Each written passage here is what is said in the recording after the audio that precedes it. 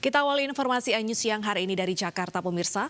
Polisi terus mengusut pelaku begal sopir taksi online yang tewas di kawasan Rawamangun, Jakarta Timur. Selain itu, usai otopsi, pihak keluarga langsung membawa jenazah korban untuk dikebumikan.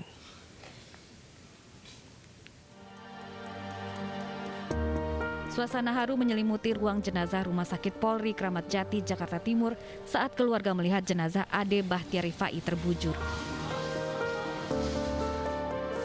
Ade yang bekerja sebagai supir taksi online diduga menjadi korban begal dan ditemukan tewas bersimbah darah di kawasan Rawamangun, Jakarta Timur pada Kamis lalu. Usai otopsi, jenazah korban langsung dibawa pihak keluarga ke Kampung Selang, Bekasi, Jawa Barat untuk dimakamkan. Keluarga korban amat terpukul karena Ade yang baru 1 bulan terakhir menjalani pekerjaan sebagai sopir taksi online sedang menanti kelahiran anak keduanya. Keluarga berharap agar pelaku cepat ditangkap dan diberi hukuman maksimal. Malam kejadian jam 7 itu belum pulang, kan? Jadinya setelah telepon, tapi udah hilang kontak, udah nggak ada. Sedangkan jam 11.27 itu masih kontak kita di grup keluarga gitu kan, chatnya masih biasa bungkus. Nah dari jam 7 itu dengan kontak kan istrinya itu kalau pulang itu dijemput sama suaminya, tadi pulang. Di mana lagi pesan gitu. Tapi itu udah hilang kontak udah. Sopir taksi online Ade Bahtiar Rifai menjadi korban begal saat membawa penumpang pada Kamis lalu. Warga menemukan jasad korban bersimbah darah di sekitar Kelurahan Jati, Rawamangun, Jakarta Timur. Tim Liputan iNews melaporkan. Dan pemirsa, siapa pelaku yang tega membegal pengemudi taksi online secara sadis ini? Kita akan bertanya secara langsung kepada Kabid Humas Polda Metro Jaya, Kombes Pol Yusri Yunus. Selamat pagi, Pak Yusri. Selamat pagi, Mbak. Baik, Pak Yusri. Terkait dengan pemeriksaan terhadap kejadian ini, berapa pelaku yang tega membunuh korban ini dan apa motifnya sejauh ini? Terima kasih. Memang kita berhasil menangkap mengungkap kasus pembunuhan yang kemarin memang sudah viral di media sosial. Kejadiannya sekitar tanggal 30 kemarin sekitar pukul 16 ya, 00 ditemukan seorang mayat ditemukan mayat laki-laki di pinggir jalan di Jalan Guramila, daerah Pulau Gadung, Jakarta Timur, yang kemudian viral di mana-mana. Setelah itu tim segera melakukan pengecekan olah TKP dan melakukan penyelidikan dan berhasil menangkap pelaku kemarin sore, ya kemarin siang lah sekitar pukul 14.00 kita berhasil mengamankan seorang pelaku dengan inisialnya I. Demikian, Mbak. Baik, hanya 1 orang ya Pak untuk yang pelaku ini, dan apa motifnya? Apakah sebelumnya pelaku dan korban ini kenal atau tidak kenal sama sekali? Memang betul cuma 1 pelaku ya. Modusnya sebenarnya, modus operandi daripada setelah kita lakukan pemeriksaan terhadap yang bersangkutan, memang ini masalah ekonomi. Kemudian dia memesan driver Gokar ya, Gojek pada saat itu, memang ada niatan awalnya memang sudah ada karena memang dia terpipit masalah ekonomi. Motifnya dia memang ada kebetulan utang. Tanggal 29 kemarin itu memang istrinya baru melahirkan dan dia harus menyelesaikan semua pembayaran kelahiran anak pertamanya. Sekitar pengakuan dari awal baru dia ada utang sekitar 11 juta lebih yang harus dia selesaikan.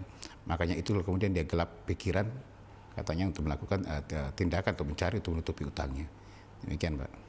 Baik, Pak Yusri, kasus begal ini bukan kali pertama yang terjadi selama kurun waktu 1 bulan terakhir.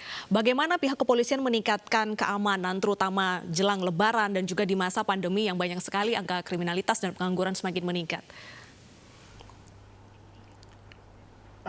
Terima kasih. Jadi memang sebenarnya angka krim total kita bandingkan dengan tahun sebelumnya 2019, di Januari, Februari, Maret dan April sebenarnya tidak terlalu tinggi ya, bahkan menurun kalau secara crime total. Tetapi memang di minggu 15, 16, 17 ini ada sedikit peningkatan di bulan April ini. Baik itu di beberapa bukan peningkatan, jenis kejadian ya, ada sedikit peningkatan. Misalnya contoh saja narkoba yang kemarin sudah kita ungkap juga, tetapi kemudian juga ada begal dan juga premanisme, dalam hal ini tawuran maupun juga curat ya.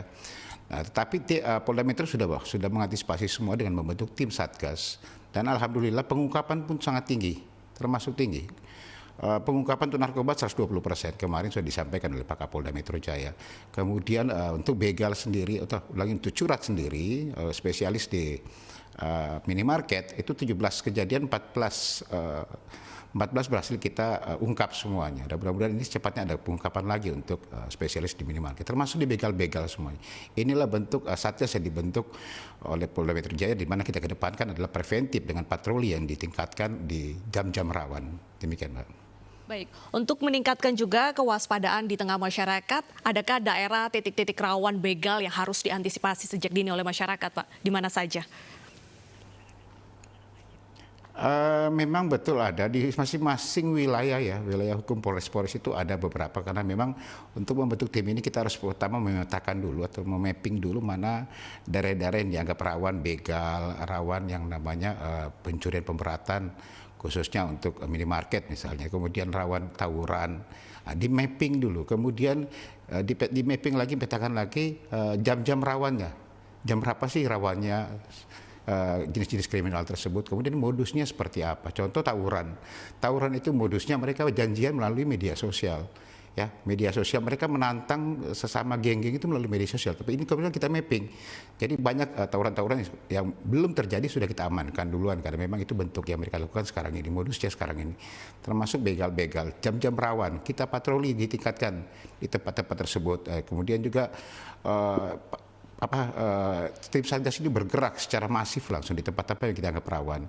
Contoh paling rawan sekarang Jakarta Timur, misalnya Bekasi, kemudian daerah-daerah Jakarta Utara maupun daerah Jakarta Barat. Demikian, Mbak. Baik, terima kasih atas informasinya Pak Yusri. Terima kasih sudah bergabung di iNews Siang. Selamat bertugas kembali. Pemirsa, kita ke informasi selanjutnya. Belasan pekerja migran ilegal Indonesia dari Malaysia diselamatkan Satuan Polisi Aor Tanjung Balai saat terlantar dan terjebak di lumpur hutan bakau di perairan Sei Sembilang, Asahan, Sumatera Utara.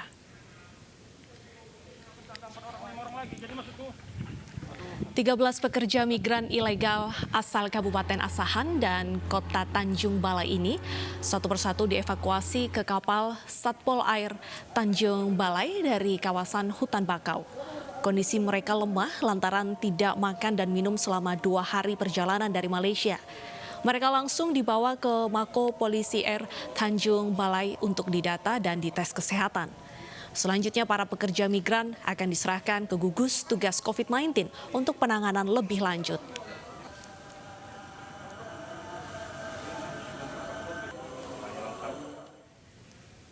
Pemirsa, kami ajak Anda untuk mengikuti konferensi pers dari Gubernur Jawa Barat Ridwan Kamil. 7 bantuan dari Presiden Sembako bermulai tanggal 4. Nah, perbedaan jadwal-jadwal inilah yang membuat ada dinamika, oleh karena itu setiap hari kami lakukan sosialisasi termasuk memanfaatkan aplikasi Sapa Warga. Kemudian refocusing anggaran terus dilakukan, kita sudah bersiap sampai bulan Juli dan jika lewat bulan Juli kita akan melakukan perubahan drastis supaya bisa survive sampai bulan Desember, kira-kira begitu. Kemudian ada 60.000 warga Jawa Barat yang di PHK sampai hari ini kita akan salurkan melalui kartu prakerja sesuai dengan kebutuhan. Ada jatah untuk Jawa Barat sekitar 900.000 kartu prakerja yang selain pelatihan ada dana tunai 600.000 kali 3. Hanya seperti yang saya sampaikan, prosedurnya tidak kami kelola, itu dilaksanakan langsung oleh pemerintah pusat melalui Kementerian Tenaga Kerja. Kemudian juga di bulan Ramadan ini kami menghimbau sekali lagi dengan melandainya positif COVID karena larangan mudik, kami mohon kekuatan dan keikhlasan para pemudik untuk menahan diri agar tidak melaksanakan mudik karena hasil surveinya mayoritas di daerah yang non PSBB itu kasus positif datang dari pemudik. Kemudian juga proses-proses pangan, ada arahan dari Presiden agar kita menyiapkan darurat pangan, melakukan pengkondisian dan perhitungan. Kami sudah melakukan rapat berkali-kali untuk memastikan kesediaan pangan. Dan berita baiknya bahwa Jawa Barat surplus dari produksi beras, ya. Jadi beras Jawa Barat ini selain mencukupi untuk Provinsi Jawa Barat, juga mungkin akan membantu menjadi lumbung padi nasional sampai akhir tahun. Karena kita tahu impor-impor khususnya beras pasti akan berkurang karena negara-negara pengekspor beras menahan diri. Mudah-mudahan surplus panen beras Jawa Barat ini bisa menjadi hadiah dan menjadi stok pengaman untuk pangan nasional, kira-kira begitu. Kemudian kesiapan PSBB kembali sudah kami lakukan video conference bersama Wali Kota Bupati, 100% semua siap. Kami berwaktu sampai hari Selasa untuk melakukan sosialisasi sebelum hari Rabu dini hari tanggal 6 Mei itu dilaksanakan. Kemudian juga alat rapid test sudah lebih dari 100.000 kita tes, ya, dan dari 2.000 yang reaktif ternyata hanya 10%-an secara swab yang terindikasi positif. Jadi memang RDT ini akurasinya tidak setinggi PCR, terbukti dari 2.000-an yang reaktif hanya 10% yang positif. Nah, per hari ini kita punya sekitar 40.000 jatah swab yang akan kita habiskan secepat-cepatnya karena PSBB ini hanya efektif kalau dilakukan bersamaan dengan tes masif. Tes masif ini untuk menemukan apakah persebarannya ini lokal atau imported case seperti tadi, dan saya sudah instruksikan 40.000 itu untuk segera dihabiskan sebelum Lebaran, sehingga dalam momentum Lebaran PSBB provinsi keduanya melakukan larangan mudik ditambah tes masif PCR dihabiskan 40.000. Nah, insya Allah Jawa Barat bisa mengendalikan jauh lebih baik. Saya kira itu kurang lebih breaking news hari ini. Mudah-mudahan dengan hasil kajian yang positif, Jawa Barat bisa menjadi provinsi pertama yang menunjukkan tren yang sangat baik dalam mengendalikan COVID-19 di Indonesia. Saya kira itu. Terima kasih. Assalamualaikum warahmatullahi wabarakatuh. Dan demikian pernyataan dari Gubernur Jawa Barat Ridwan Kamil. PSBB di wilayah Jawa Barat akan dimulai 6 Mei dan diharapkan masyarakat mematuhi aturan tersebut.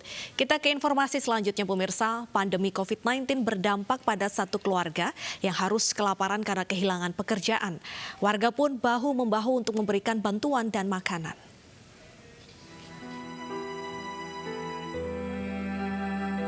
Inilah salah satu kondisi keluarga yang terdiri dari 7 anggota. Satu keluarga ini ditemukan lemas dan kelaparan oleh warga. Suami istri dan 5 orang anak ini berasal dari Toli-Toli, Sulawesi Tengah dan datang ke Polewali Mandar untuk menemui keluarganya. Namun saat tiba, keluarganya sudah tidak tinggal di daerah tersebut. Warga yang melihat kondisi ini pun mengevakuasi satu keluarga ke pos lantas terdekat. Pihak keluarga mengaku datang ke rumah keluarganya karena tidak lagi punya pekerjaan di Toli-Toli. Cari keluarga, saudara. Kemana ketemu? Oh, belum ketemu? Iya. Ini sudah berapa malam di sini, Pak? Sudah 2 malam, Pak. Terus di sini, Pak, Bapak makan apa saja di sini? Dibantu sama petugas jadi. Oh, dibantu sama petugas. Warga pun bahu-membahu membantu keluarga ini. Apalagi dari 5 orang anak, 3 diantaranya masih kecil dan salah satu anaknya dalam kondisi hamil tua. Pemerintah setempat dan tim medis pun segera menuju lokasi untuk membantu keluarga malang ini. Dari Polewali Mandar, Sulawesi Barat, Huzair Zainal, iNews melaporkan. Pastinya Anda semua nggak mau dong ketinggalan informasi dari kita, makanya jangan lupa subscribe official iNews Channel dan klik tombol lonceng yang tertera di layar Anda, supaya kita lebih semangat memberikan informasi kepada Anda.